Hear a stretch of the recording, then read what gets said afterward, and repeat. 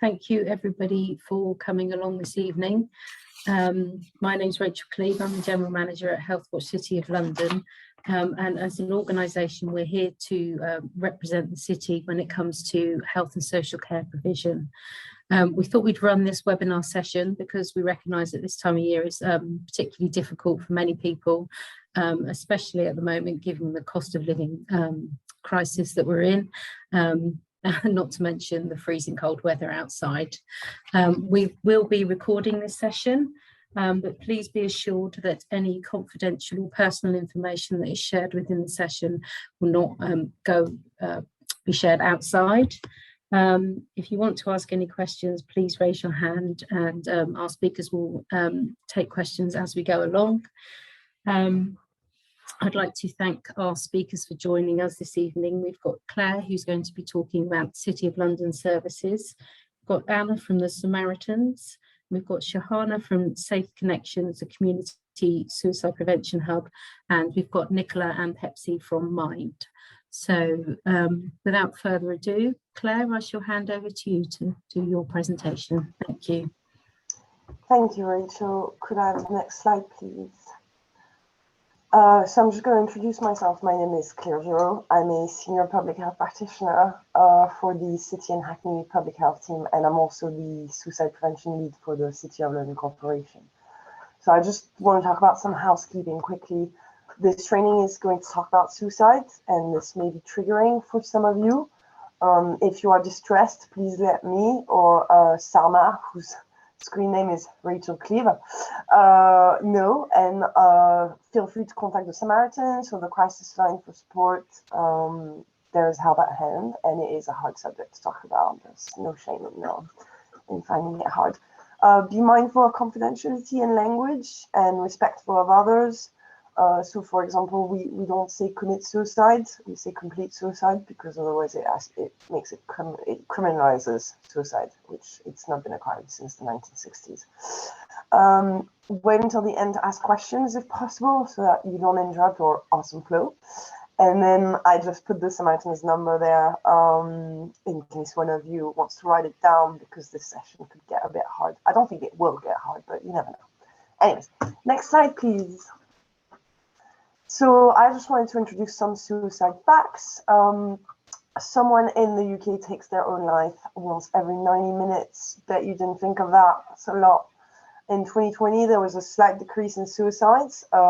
This is probably due to the lockdown and people staying at home, and also people not wanting to overwhelm the NHS, but it's always very hard to understand suicide trends. So yes, there was 4,912 suicides in 2020 compared to 6,507. We're back at 5,000 already in 2022. I don't have the final number because the year isn't over, but the numbers have gone back up, unfortunately. Up to half of those who take their own lives have attempted suicide before. So if someone attempts suicide, it doesn't cure them of the potential to want to hurt themselves again, unfortunately. And then another thing to note that is quite alarming, unfortunately, is that young people are increasingly attempting suicide. Can I have my next slide, please, Salma? The cost of a suicide has been calculated as 1.67 million to the UK economy. So it's got quite a big impact, not only in terms of friends and family that are bereaved, but also financially. And when someone takes their own life, there can be a ripple effect, and it can impact 40 to 60 people, the emergency services, bystanders and witnesses, and as I've said, family, friends, and also colleagues and associates. So it's not only about that one person that kills themselves, it's about the impact it has for society. It's big, and we need to talk about it, and we need to fight the stigma. Can I have my next slide, please? So I wanted to talk about some risk factors today, because there are loads of them. Depression, mental health issues, low socioeconomic position, so that's unemployment, low income, insecure housing, debt. We're in the midst of a cost of living crisis.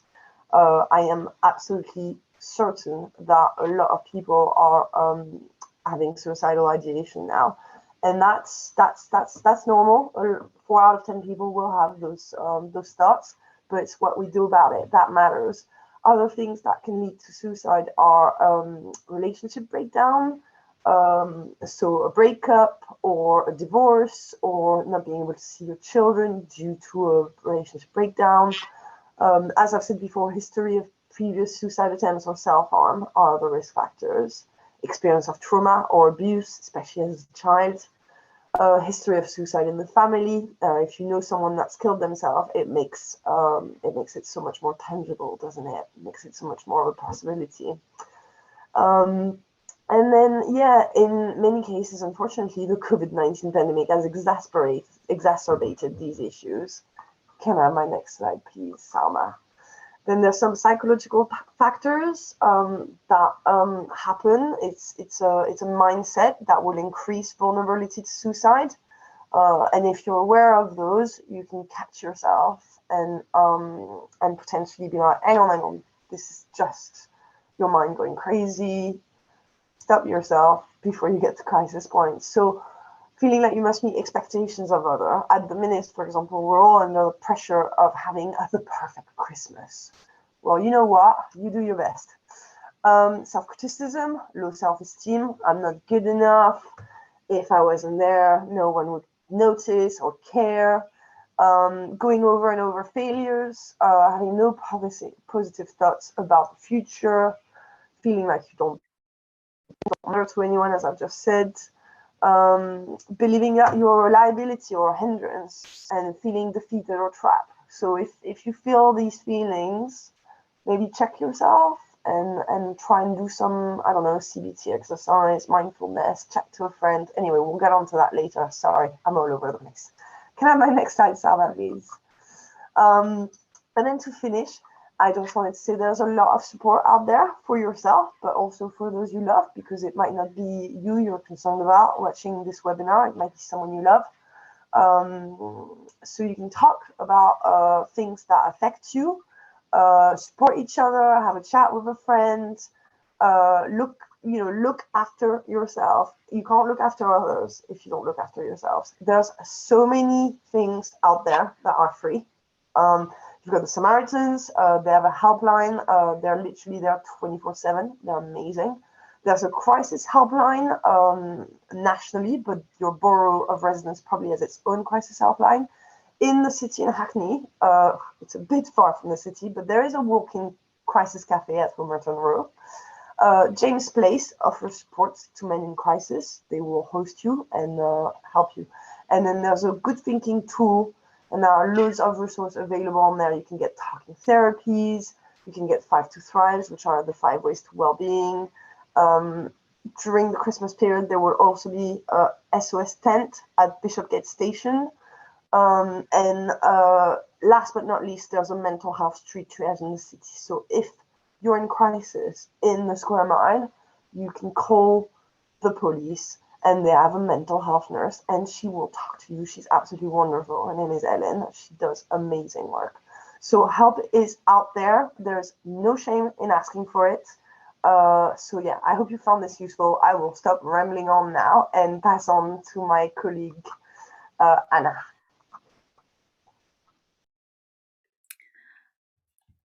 Hi, thanks very much for including us. I think that what Claire has said is phenomenally comprehensive. So I was hoping that people might want to interact a bit and talk about suicide, because really one of the biggest things that stands in the way of us being well, I think, is lack of communication and not talking to each other, not opening up conversation. So we're actually focused this winter on breaking the silence and trying to open up conversation around feelings that may include thoughts of suicide. People people generally do give some clue that they are feeling suicidal. But there are things that you can be watching out for, which we all can notice, some of which Claire has mentioned. Somebody might have had a major loss or a life-changing event. They might show a marked change in behavior, something really unusual for them, or a change in attitude, or a change even in appearance. You know, they might seem depressed, might seem withdrawn. We might become depressed or withdrawn. So we might behave recklessly, perhaps. Any of these things could be a sign that someone's not coping very well, or that we're not coping very well. There are, also, at this time of year, people might suddenly really start abusing drugs, alcohol, or one big thing that we notice is that just prior to Christmas, sometimes people seem not just to be doing their Christmas shopping, but they seem to be putting their affairs in order. And that is, of course, can be a sign that somebody is thinking about taking their life. There are a lot of myths out there which we hear all the time. I mean, the first one is people who talk about suicide don't really mean it. And most of our experience indicates that somebody who is thinking about taking their life will have spoken about it to somebody, or maybe to quite a few people. They may have actually said, I'm feeling suicidal. They may have not been quite so direct, but the fact is that it's a myth that people who talk about it don't really mean it. They do. They often do. Another myth that we find is that, if somebody is really absolutely bent on killing themselves, there is nothing we can do about it. The fact there is that feeling suicidal is most often a temporary state, and talking can alleviate pressure, can alleviate distress, and can buy some time just to where you get some support, where other options start to emerge, options that are not taking your life. And another myth that we hear very often is that if you talk to someone about suicide, it's going to put the idea in their head. And this is one we really battle against, because at Samaritans, we really are based on the belief that talking about difficult things helps. We work quite a lot with some frontline people who, perhaps people who are working on London's bridges, and often come across people who are considering taking their lives. And our training with those groups, who are fabulous, is mainly focused on asking, how are you? What's going on? Is not going to make things worse, and it might just make things better. So a lot of what we try to do is to empower people to feel it's okay to ask somebody if, hey, are you okay? And very importantly, to sit and wait for the answer, because it's so easy to say, how are you? And be too busy really to want to listen to the answer. The guy who founded Samaritans said something which I love, and I think about it a lot. It's, don't just do something, sit there. And that gift of asking someone, I can't help saying, I've noticed you don't look happy today. Are you okay? Are you okay? And sitting and waiting for an answer, even if that takes a while, that's the greatest gift you can really give.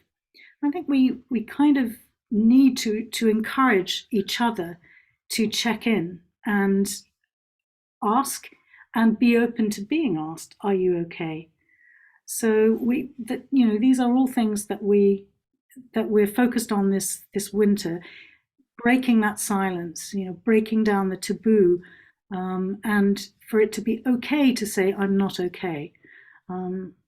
I hope that some of that is of interest. I mean, Samaritans, as you probably know, is a 24/7, 365 days of the year operation. And I think probably our biggest value is our availability. We have 20,000 volunteers across the UK and Ireland sitting with phones, just waiting to take calls. And I think over Christmas, it's particularly important that people know that we're there at any time, even if you have to wait a little while. You will always get through, and there will be somebody sitting there, non-judgmental, who wants to hear how you are, and to listen to you, and to accept what you're saying.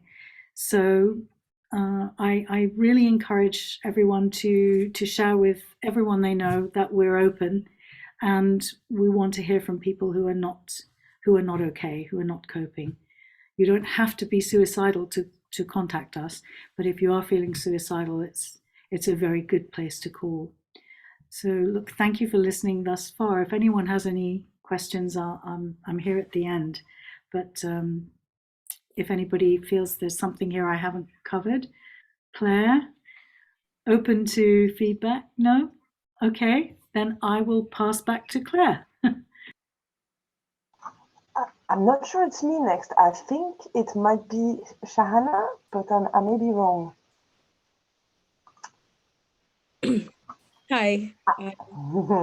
So Shahana and I will be presenting together. So my name is Pepsi, and I work with City and Hackney Mind as part of the Safe Connections Collaborative alongside Shahana. So today we're just going to share a little bit around the collaborative, what it is exactly we do, who we are, and how you can access our service, while talking through some of the things that we're here to talk about today around just staying safe this Christmas. So the Safe Connections Collaborative is a partnership that involves 3 local minds. That's Mind in the City, Hackney, Waltham Forest, Mind in Tower Hamlets, Newham and Redbridge, as Mind in Havering, Barking and Dagenham, alongside the NHS, NELF. So we've come together. The aim of the collaborative is around suicide prevention. So there are several components of the collaborative that may be housed within each of the different minds. We have our suicide prevention community hub, which is housed within Mind in Tower Hamlets, and Shahana will share a little bit more around the hub and what it is exactly they do. We have our suicide prevention training, which is available for the community, and that's facilitated by Mind in the City, Hackney and Waltham Forest. Then we have training that's available for professionals. We have the app, which is the Navigate app, and you would see it shared on the slide there. You can scan that QR code. And I think Shahana may share a little bit about the app as well. And then we have the Grief and Pieces service, which is the suicide bereavement services. And that's geared towards persons that have lost loved ones as a result of suicide. So I'm just going to pass it over to Shahana to talk through a little bit around the hub. Next slide, please. Hi, good evening, everyone. So I'll just give you an overview about the Community Suicide Prevention Hub and the work that we do. So the Suicide Prevention Helpline provides a safe, confidential space for people to talk about their feelings or concerns. We explore the underlying reasons as to why someone may be feeling suicidal. We provide emotional and practical support, listening to their thoughts and feelings when they are having a really difficult time. We support individuals with developing coping mechanisms and support networks. We provide six weekly sessions. In each session, they last up to about 45 minutes or longer if required. And we support them with their recovery, well-being, and their goals on how to keep what they would like to achieve. We connect clients to appropriate services and liaising with local services to ensure clients' needs are met. And at the end of the 6 sessions, we provide a personalized wellbeing plan that is created with individuals to recognize signs and triggers for when they are not in a good place. So what would that look like for individual when they're not in a good place? And the wellbeing plan will also have sources of support, what self-care looks like for them. So I can talk that through shortly. We will also maintain contact throughout through follow-up calls during the Christmas period, and there will be wellbeing checks with our vulnerable clients. Also, there is an option for safe connections for the Suicide Prevention Hub that individuals can email the team to request a convenient time to book a session. And if they feel like they cannot make the first call, we tend to have an email where clients do email us just expressing their feelings, and we take it slow for when they would like a follow-up call for us to support them emotionally. Thank you. So getting through a difficult time, especially during Christmas, can be really challenging. Having suicidal feelings can make you feel alone, worried and frightened. And it is important to remember that you do not have to cope with those suicidal feelings on your own, and things can get better and feel better. There are ways to also manage those difficult feelings and people who can support you.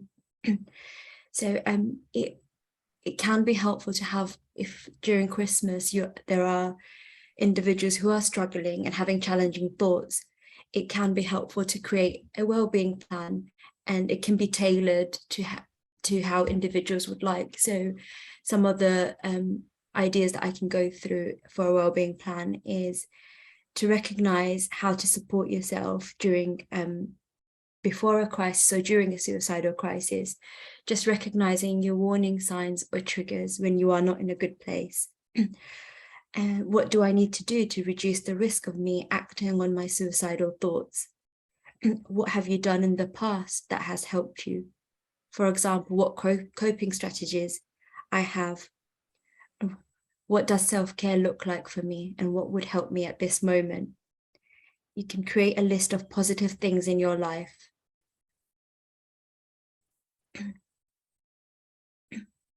And another way to keep yourself safe and manage those difficult feelings is to make a safety plan. And so again, you can finding ways to keep yourself safe when you are struggling with those suicidal thoughts at that moment. Is there someone that you can talk to, or helpline services like Samaritans that was mentioned earlier? There's also suicide prevention helpline and a range of other services that are open during the Christmas period. Is there a safe place you can go and share your feelings? Are there any helpful distractions and techniques or coping strategies that you can use at that moment to keep yourself safe? And an important message that we do say to our individuals and our clients is reminding yourself that you are not alone. These feelings will pass and you can get through this difficult time. So I will just go through our Safe Connections app, which is a Navigate digital platform app that is which signposts users to lots of resources and mental health support that is available within the local area. On that app, there is 8 boroughs that are included. So when you do get a chance, please go through the app and you can see the City of London, Hackney and Waltham Forest, and all the other boroughs that Pepsi had mentioned at the beginning. And it shows you where you can get local support, where it's open, and national services as well. So thoughts of suicide can be frightening and overwhelming. The app has been developed to take you to a safe space to talk and guide you through support services. It also allows users to access relevant information linked to the support that they need. It has a range of mental health services and how to find immediate help or for anyone who might be at risk of suicide. It also has a range of national services, as I mentioned, and non-urgent support options for clients to access. So on the app, it has opening times and what you can access in your local area at that moment. So I'll let Pepsi just go through grief in pieces, and she'll talk you through some of the support services. Thanks, Shahana. So as I mentioned at the beginning, we also have, as part of the Safe Connections Collaborative, our suicide bereavement services called Grief in Pieces. And through Grief in Pieces, we offer a range of support for people and family that have been impacted by the loss of a loved one, friend, colleague, or anyone really that's impacted by a bereavement by suicide. So we do have different types of interventions that we offer, and those interventions are available from the point of the loss and moving on further on than that, just depending on where the person is at in terms of their journey. We have some group-based types of interventions, as well as a crisis response service that would typically work with clients that have been immediately bereaved. In terms of our group-based interventions, we offer a healing support group, which is co-facilitated by our mental health practitioner, one of the mental health practitioners that work within the service, alongside our clinical director, usually. And we often have peers that work with us. Our peers are persons that have lived experience of suicide loss, and they co-facilitate these sessions with us, to create an opportunity for clients that have been bereaved to share experiences, normalize grief, and to better understand the impact of this loss in a safe, inclusive, supportive environment. Different types, once again, there's different types of group-based interventions, which includes our coping sessions, which are a bit of a shorter type of intervention, as well as something that we've developed called MADE sessions, which is managing anger and difficult emotions. And that's really geared to clients that present as being a bit more complex. We do also have a one-to-one offer in terms of counseling services. Next slide, please.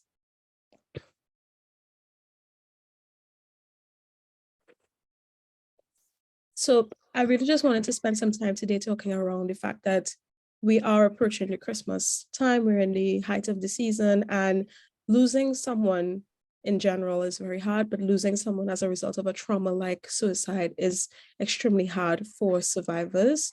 It's usually around the circumstances of the loss, which is usually very sudden and violent and most times unexpected. Survivors have reported, emotional and physical reactions being really unfamiliar, frightening, and just feeling as if the situation is out of their control. We oftentimes have clients that come to us and, report that they are experiencing nightmares. They're unable to stop thinking about it. They're having real difficulties in terms of sleeping and eating. Usually immediately after the loss, and then extending further on, just depending on where they're at in terms of their journey.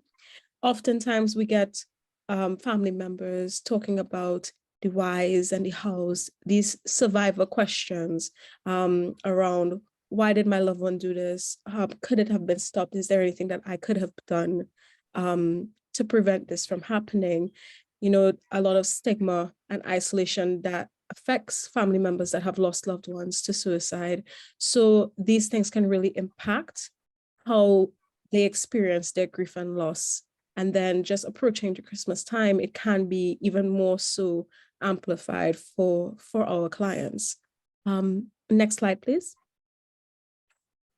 So I just included this for us to have a frame of reference in terms of, when we talk about grief and loss, sometimes it's easy and sometimes it's difficult. It just depends on the person. And it's useful to have this as a conceptualization in terms of what exactly are we trying to do when we say we're grieving. This is what a textbook says that you're doing.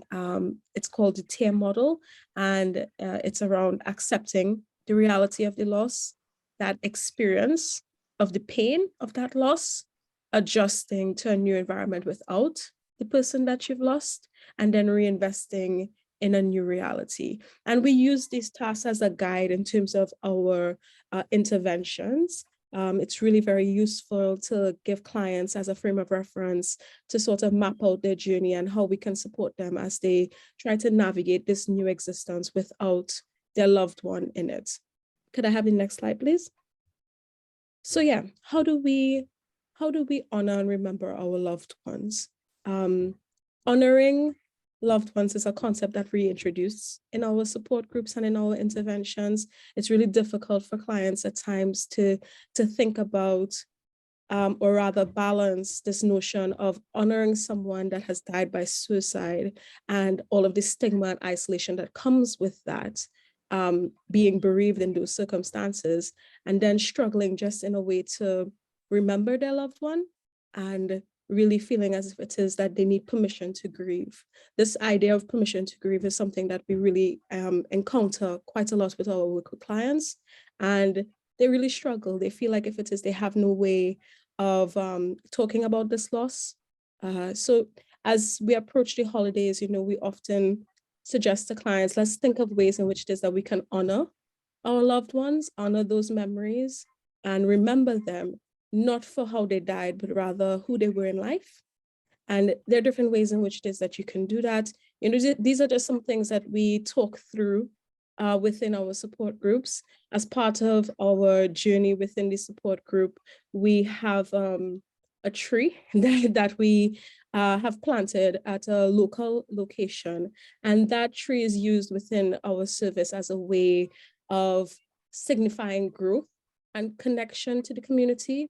And it's really about staying connected to each other and this idea of, what can be new coming out of a loss like this.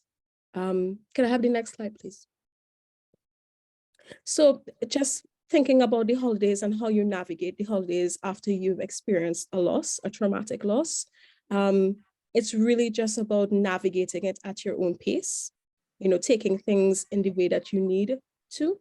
So for clients, especially when it comes to things like anniversaries, holidays, etc., we often suggest us taking it at your own pace, acknowledging what you need, if you need to step away, if you need to plan out what your day looks like ahead of time, if you need to let people know, listen, I'm not doing Christmas this year because of XYZ. You just make it what you need to in a way that's really very supportive, and just being able to spend that time with yourself, with your family, with your loved ones in the way that you need at that point in time.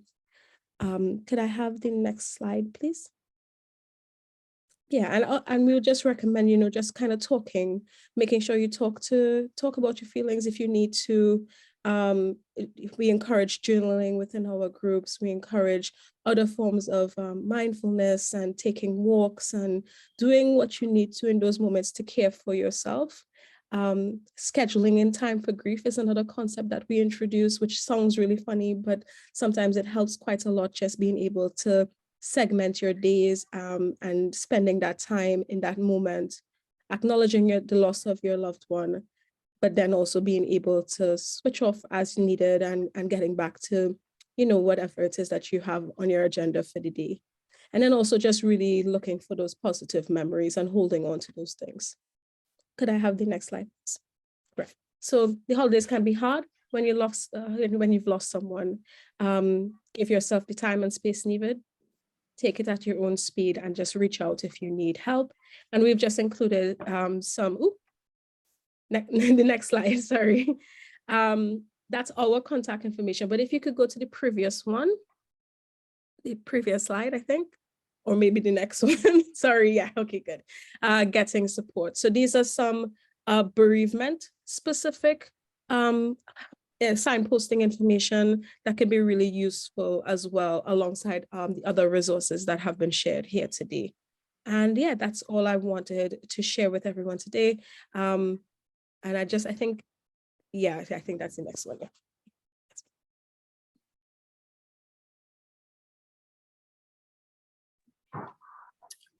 Lovely. Thank you very much, everybody. Some really interesting presentations there. Anna, you've got your hand raised.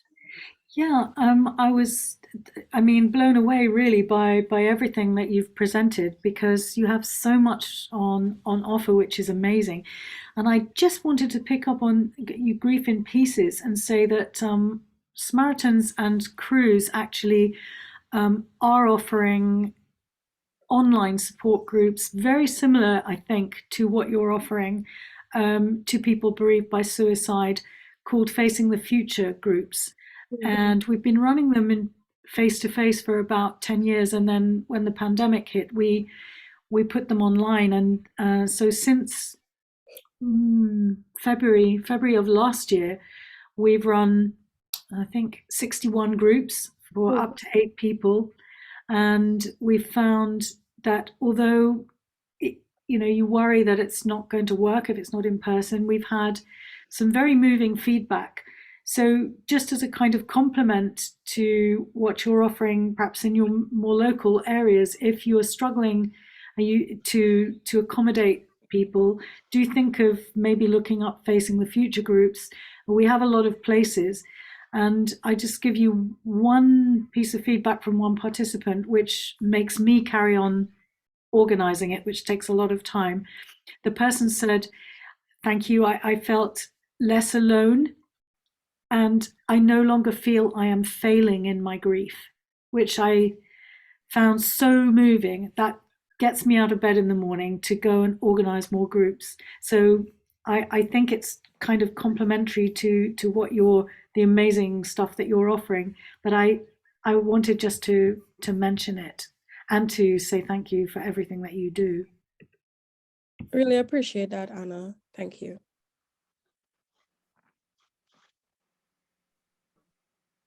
Okay, thank you very much, everybody. Unless anybody has any further questions. Yes, please. Okay, Lynn. I haven't got a thing on my computer to stick a hand up, so I have to do it manually. One of the things that hasn't been mentioned in reactions by the family is the question of guilt. Many families and many people feel guilt about the fact that their family member or friend has committed suicide, and sometimes that is an overwhelming feeling. There's always the question, could I have done anything? But it's the guilt that overwhelms people. And I was interested that you hadn't actually identified that on your slide. Yeah, it is something that we encounter all the time. It's so funny that you mentioned it. When I put those slides together, sometimes there's so many things to mention. Yeah, of course. It may just have not been one of the things, but you are right. It is something that we find our clients really struggle with, and it comes in those survivor questions that I mentioned around, like, what is there anything that I could have done? Maybe if I had done this, maybe if I had said this, maybe if I had contacted this person, maybe if I had visited. Sometimes you're so overwhelmed with these types of questions that it just goes hand in hand with feeling very guilty after the fact around, if I had done something, then maybe this would not have happened. And that really can be the pivot of a client's journey in terms of how they experience this grief and this loss, and can really send them spiraling in some instances. So you're absolutely right. And it's something that we do hear quite a lot. There's also the issue of stigma, because in some religions and some cultures, it cannot be talked about because it's such a dreadful thing for the family to have the stigma of a relative actually committing suicide. And that again can be quite overwhelming in that the family won't actually seek help. And because suicide, there's a lot of stigma around it, the person who is thinking of committing suicide won't seek help. And it's hard to reach those families and people to overcome the stigma and to get the help that's available. Once again, absolutely right. I'm from the Caribbean, and yeah, it is something that we don't talk about. we absolutely, you sort of like, okay, that happened already, you need to move on, you need to get over it. And it's this idea that how it's very shameful, and yeah, you just don't talk about it. Yes, it happened, we acknowledge that it happened, but it's not encouraged to speak about, because I think it was Claire that mentioned that there's this idea that if you talk about it, then potentially you're putting an idea into somebody's head. And that's a belief that's very, very much still held, I think, in some of, especially within my country. I know it's something that we hear all the time, like, don't talk about it, you don't want to give that person that idea.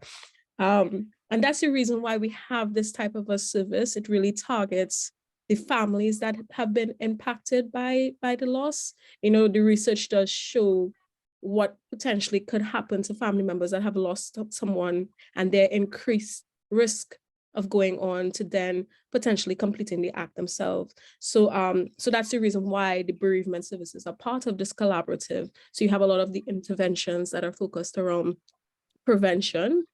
And then this is our part of the prevention, where we work with families that have been affected by the loss. So really trying hard, as Anna would have indicated, just really trying hard to ensure that people are aware of the offer through forums like this, and going to the communities, talking to persons, letting them know that the services are available, making connections with different stakeholders. That's the way that we get the message out.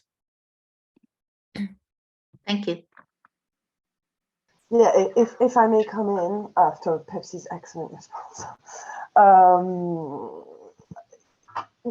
Fighting a stigma takes decades. Look at smoking, and they were able to ban it. So this is why tonight is useful. We are just adding one little rock to the building, to the edifice of breaking down the stigma. So that kind of is counter. Anyway, what I say is that we have contributed tonight. We are fighting the stigma little by little.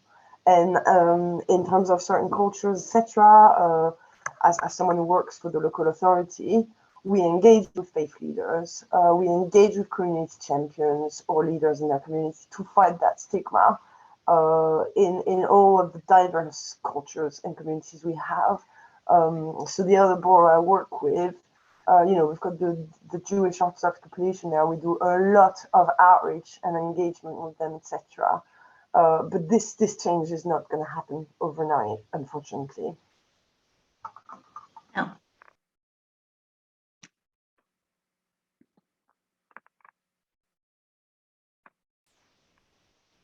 Shahana, you came off mute then. Did you want to come in? Or? No, I think Pepsi has covered it pretty well, and Claire. So I was just going to say, in terms of what Lynn was saying about the stigma attached, and just say that we have been reaching out to local faith groups, mosques, church, women's group. We have Sakina project as well, where we go out, where we have face-to-face, we deliver face-to-face workshop, presentation about just having those conversation about suicide and normalizing feelings. We do go out and have those conversations, just letting people aware that there is a service exists, what kind of support they can get. So we have been doing that since the start of the project.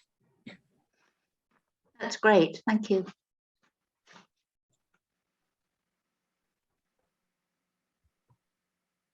Great. Okay, well, thank you once again, everybody. We will be putting all the information that you've given us up on our website. So there's a source of information for people. And thank you very much for your time this evening. It really is much appreciated. And thank you for all your hard work.